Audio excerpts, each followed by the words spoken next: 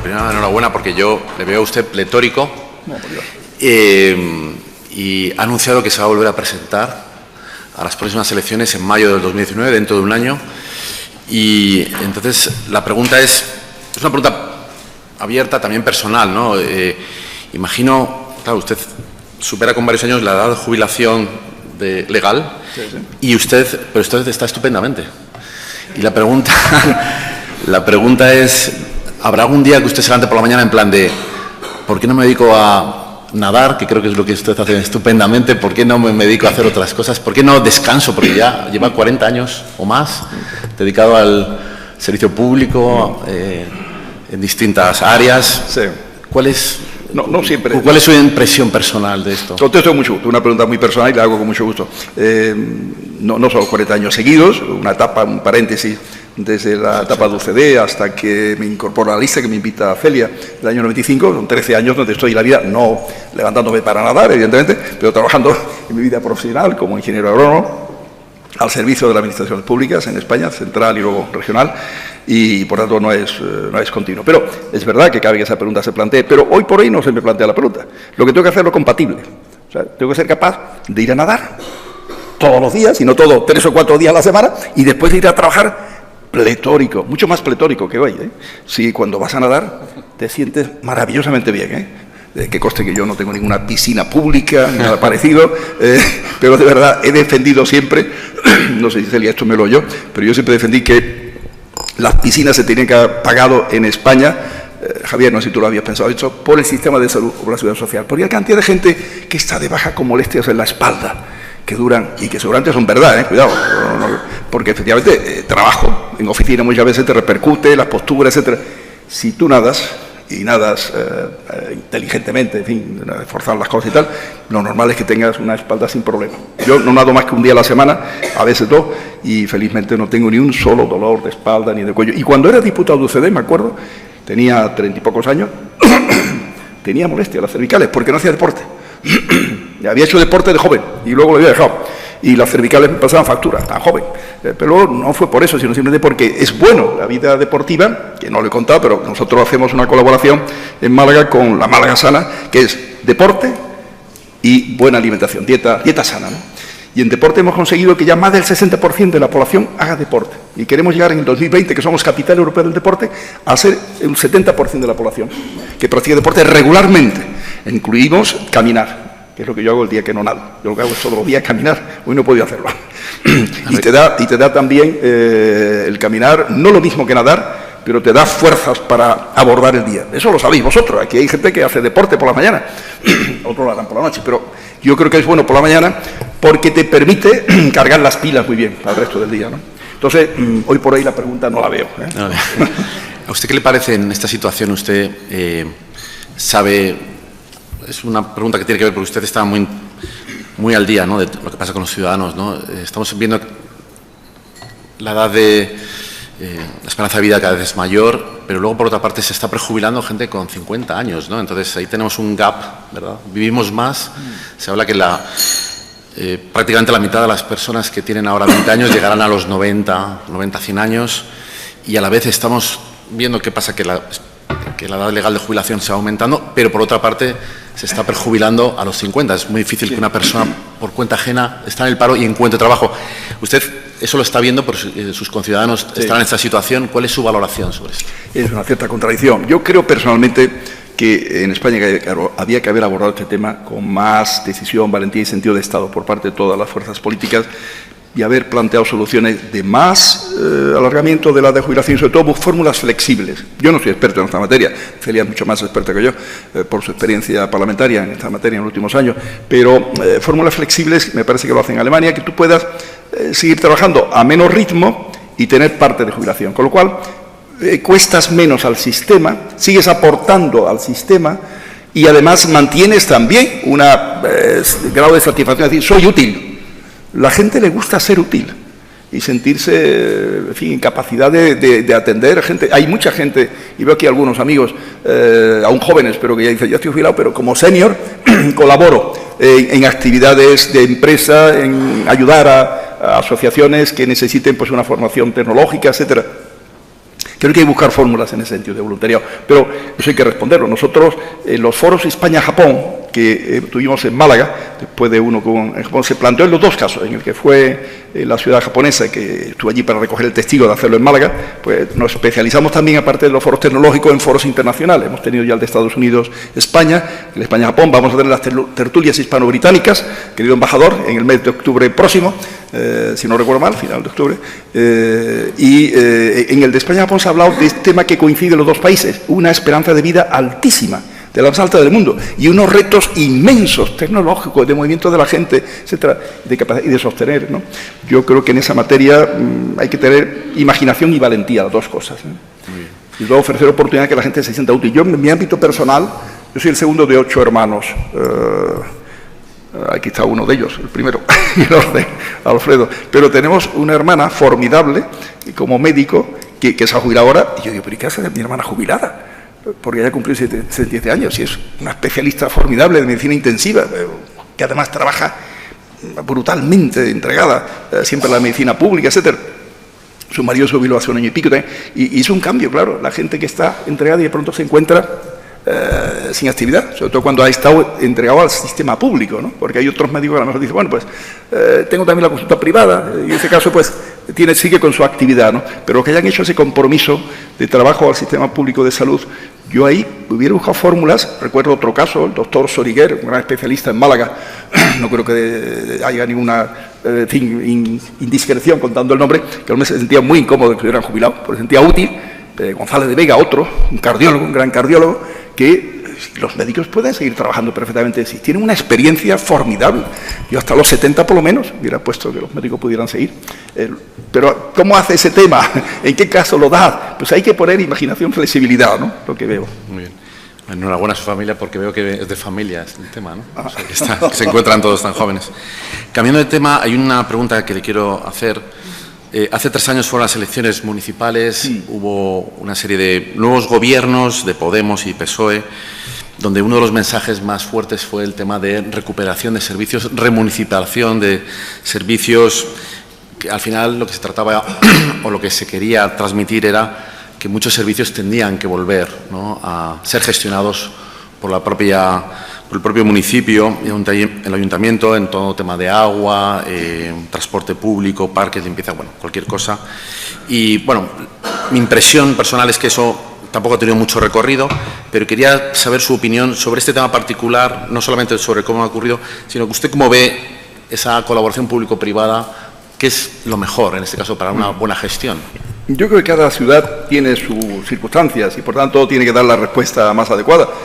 Yo entraré en el detalle del tema de limpieza, que ayer comuniqué en el debate de toda una decisión que puede chocar, porque un ayuntamiento, Partido Popular, con apoyo de Ciudadanos, hablar de, por ejemplo, municipalizar limpieza puede resultar chocante. Sin embargo, creo que cuando planteas el tema en términos de que una parte del salario esté ligado a la productividad, que es lo que se haría en Málaga, y que además la gente opine 1 o 2 veces al año, encuesta, para ver si sigue como tal o se privatiza, puede tener elementos novedosos, innovadores e interesantes, enriquecedores, ¿no?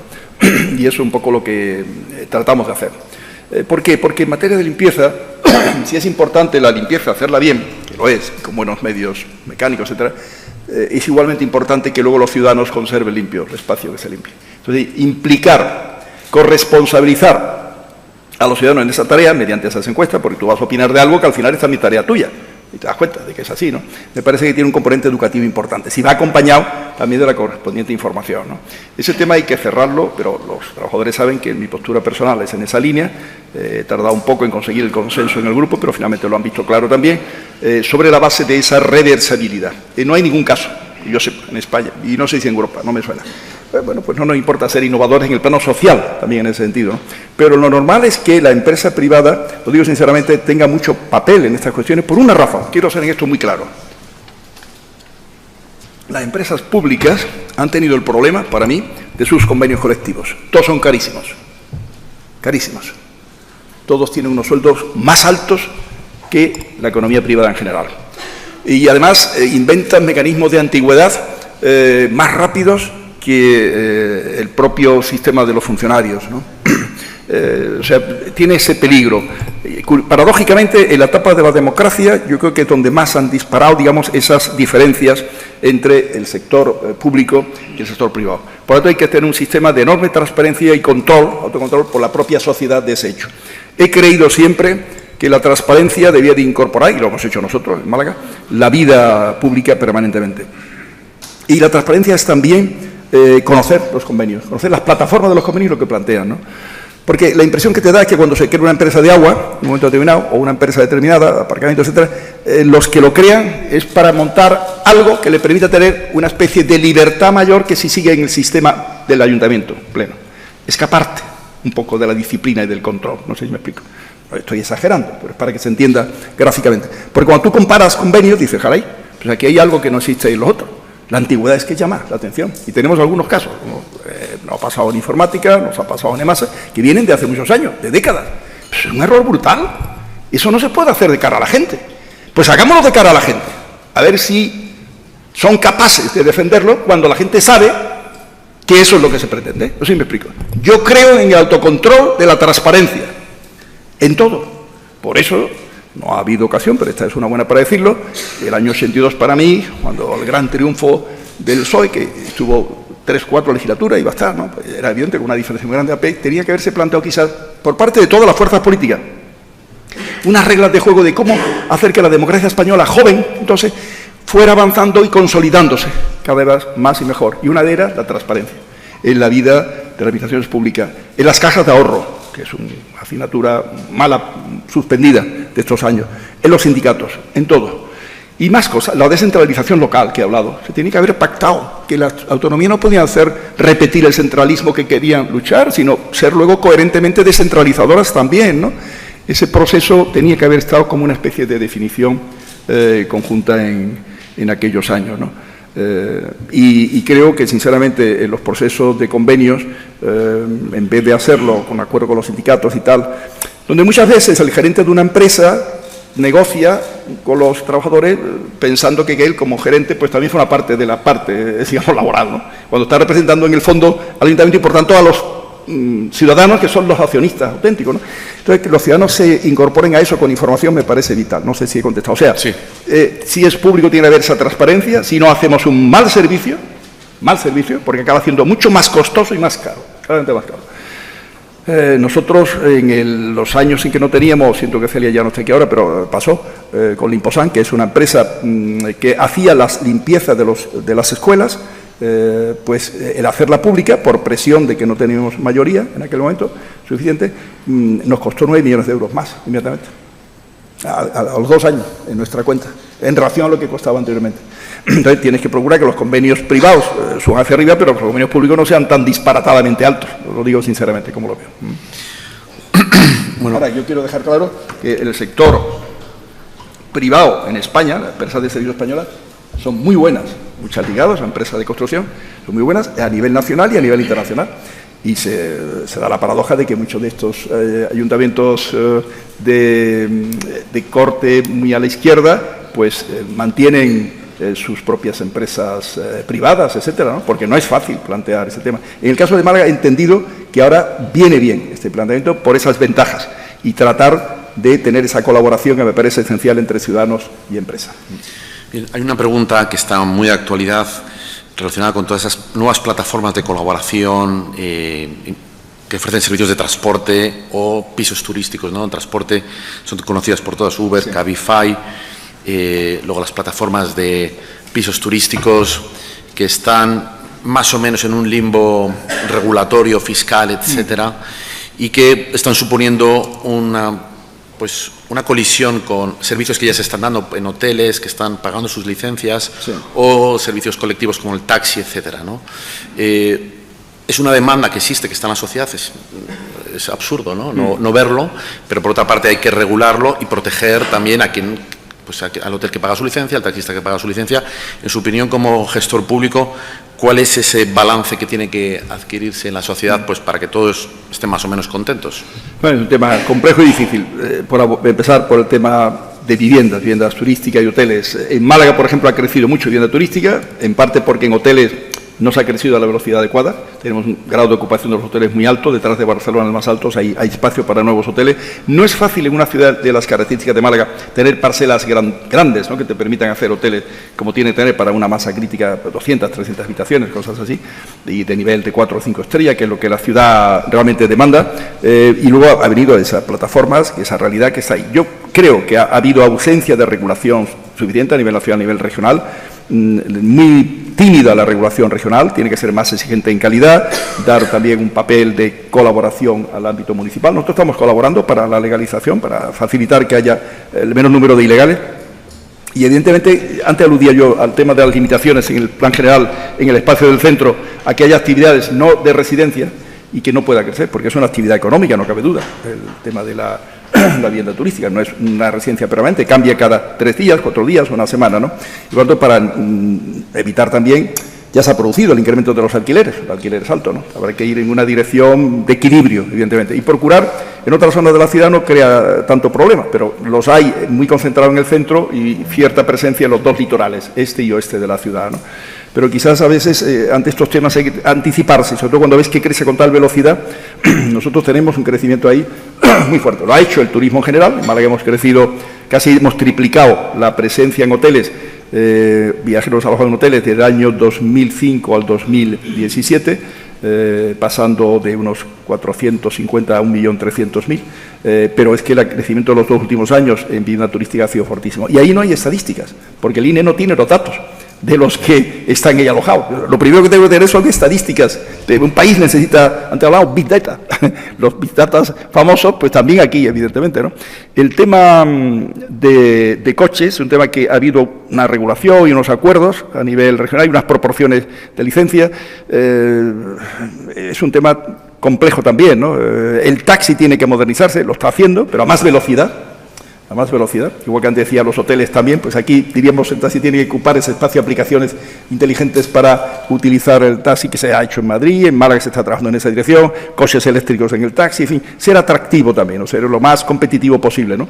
Y tratar al final de que haya una convivencia. Yo creo que esos temas lo veo así, de esa forma, siempre que haya esa posibilidad de colaboración y de diálogo. Ha habido momentos de tensión, lo tuvimos en Málaga, lo hubo en Sevilla también, el año pasado. Ahora van a ir 200 licencias de FIA, de Uber, allí a la zona de Málaga y la costa, y bueno, hay una cierta inquietud en alguna medida, pero también es verdad que el sector del taxi reconoce que hay un trabajo más fuerte ahora que antes. El crecimiento y la potencia económica y turística de Málaga lo demanda. Han pedido ellos descansar menos. La regulación de descanso que le permita hacer más horas en el fin de semana. Luego se dan cuenta de que es necesario estar presente para que el espacio no lo ocupen otros. Eso es obvio, ¿no? Y eso es bueno al final para el consumidor, es bueno para el ciudadano, que es un poco lo que trata también Europa en cuanto a la competencia, garantizar el mejor servicio para el ciudadano. Bueno, vamos a ir terminando, un par de preguntas. Sí. Una es con el tema del Brexit, ya que está el embajador británico aquí y... Máximo experto. Experto. Bueno, Málaga es un lugar de destino de los turistas ingleses, bueno, del Reino Unido, y uno basta con coger el coche de Málaga hasta Marbella y seguir más adelante y ve que está más casi en zona británica, ¿no? Son colonias casi, ¿no? Entonces, gente que viene mucho y que pasa mucho tiempo aquí. ¿Usted qué cree que el Brexit puede acabar afectando a este número de personas que viene, sobre todo a la Costa del Sol? Yo espero que no. Yo confío que, como va a haber una negociación inteligente entre Reino Unido y Europa, la Unión Europea, se pondrán las cosas de tal manera que el Reino Unido siga teniendo la fuerza económica que ha caracterizado al Reino Unido. Si es así, y si la capacidad económica, por tanto, ligada en la potencia de la libra, no baja, pues no tiene por qué. Ahora, si la libra baja, pues entonces sí nos puede afectar, evidentemente, ¿no? Pero yo estoy convencido que el esfuerzo que Reino Unido hará para que eso no se produzca y su capacidad de proyección internacional está ahí.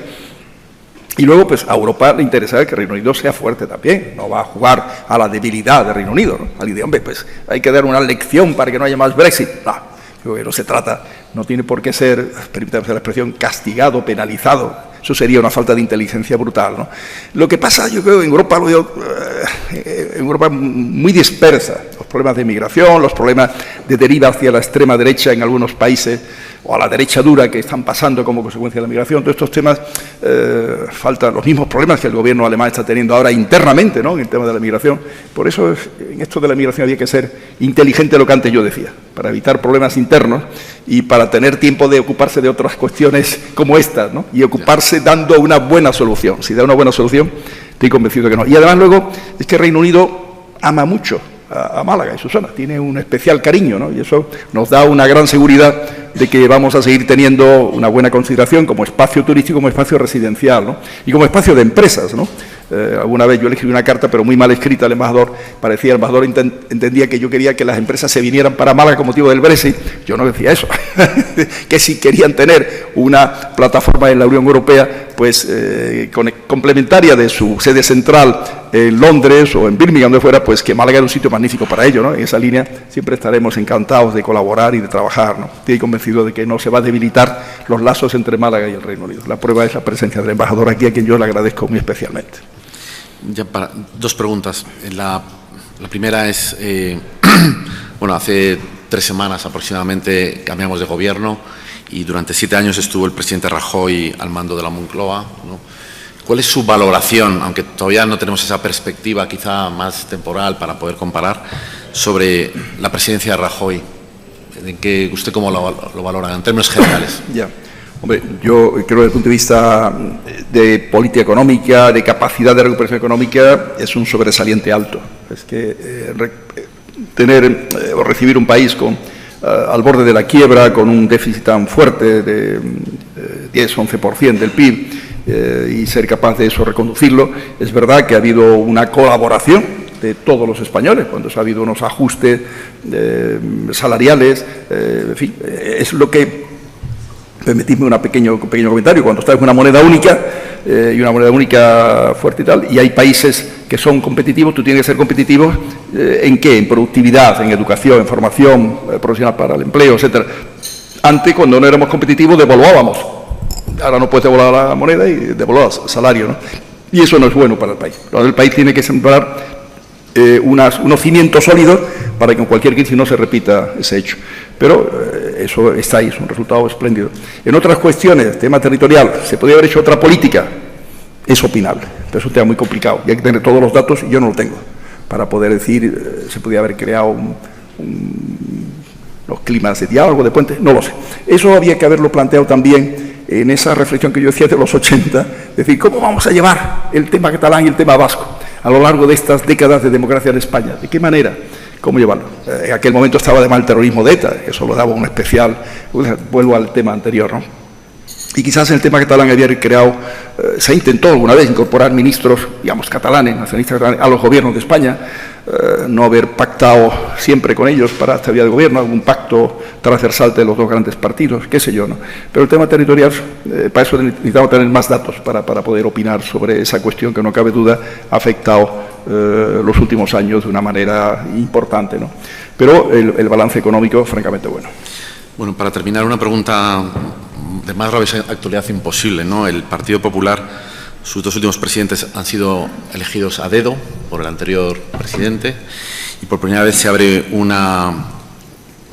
a las bases del partido, ¿no?, la posibilidad de elegir un presidente, lo cual es una extraordinaria noticia desde mi punto de vista, ¿no?, que sean los propios militantes quienes elijan al nuevo presidente del Partido Popular. Sí. Y posible candidato, ¿no?, a la presidencia dentro de un par de años.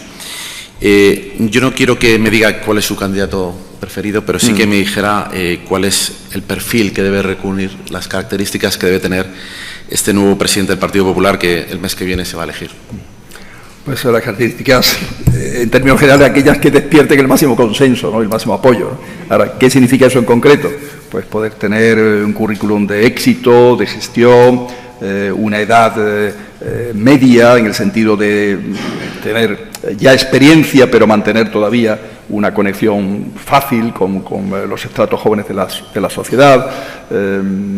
Es difícil decir, desde el punto de vista de condiciones, ¿no? Y para mí la clave es eso, el consenso y tener pues una página de gestión de servicio público al interés general, al bien común, absolutamente sin tacha ninguna, ¿no? Eso es el ideal, ¿no? No es buena noticia lo de Feijóo, que no quiera ser candidato. Se puede entender, en alguna medida, porque sobre el papel podía ser el candidato que pudiera reunir mejores condiciones para ese consenso el más amplio posible, ¿no? Pero digamos que se abren las posibilidades y dependerá un poco de quiénes quieren ser candidatos. Eso se va a saber, me parece que es mañana, ¿no? Una vez que se sepan cuáles son los candidatos o candidatas, pues podría contestar con más claridad, ¿no? Dentro de que es un tema que también va a depender de cómo los mensajes se den y se trabaje en el propio Congreso de una manera lo más transparente y clara posible. Es bonito el tema de la elección. Sí, ¿no tiene miedo de que haya una ruptura en el partido por esta cuestión? No creo, sinceramente. No creo. Yo, en el sentido de responsabilidad, igual que creo que en el Partido Socialista, donde hay sensibilidades distintas, se deben hacer esfuerzos y se harán, estoy convencido, ¿no? Ayer oí a la presidenta Díaz en Andalucía en un foro equivalente a esto, pero allí a nivel regional, y lógicamente pues son una sensibilidad distinta al presidente Sánchez, pero mantendrán, estoy convencido, la cohesión interna necesaria. Pues el PP debe ser igual, ¿no? Son partidos, como todos los partidos, que deben ser capaces de llevar la gestión y la vida interna en términos de colaboración, en términos de lealtad interna, para poder tener también lealtad externa, ¿no? Y procurar entender que los partidos son esenciales en la democracia. Hay que fortalecerlos. Aludía yo antes a esas visiones de transparencia. Un tema que había que haber añadido entonces era la financiación de los partidos, en eso del 80, en esa especie de pacto para el futuro, ¿no? Para dejarlo que todo eso hubiera funcionado de una manera muy clara, donde se hubiera podido aportar recursos, pero sin pedir nada a cambio. A gente que pone dinero, pero que pone tiempo, y otros que no tienen tiempo para poner la vida política, puede poner recursos, pero sin pedir nada a cambio, como una especie, como el que ayuda a una ONG, que para mí un partido debe ser como una ONG, en el sentido de, o una fundación sin ánimo de lucro, ¿no? Sino al servicio del bien común, ¿no? Entonces, siendo esenciales para la democracia, los partidos tienen que procurar que de todas estas circunstancias salgan fortalecidos, no debilitados, como lo veo. Pues don Francisco Latorre, alcalde de Málaga, muchísimas gracias bueno, en primer lugar, por venir, por la pasión que ha demostrado aquí, el conocimiento de los temas que a mí particularmente me ha llamado muchísimo la atención, y simplemente desearle toda clase de éxitos y suerte en las próximas elecciones dentro de un año en Málaga, si sale elegido. Se lo deseamos. Pues muchísimas gracias. Muchísimas gracias. Un fuerte aplauso.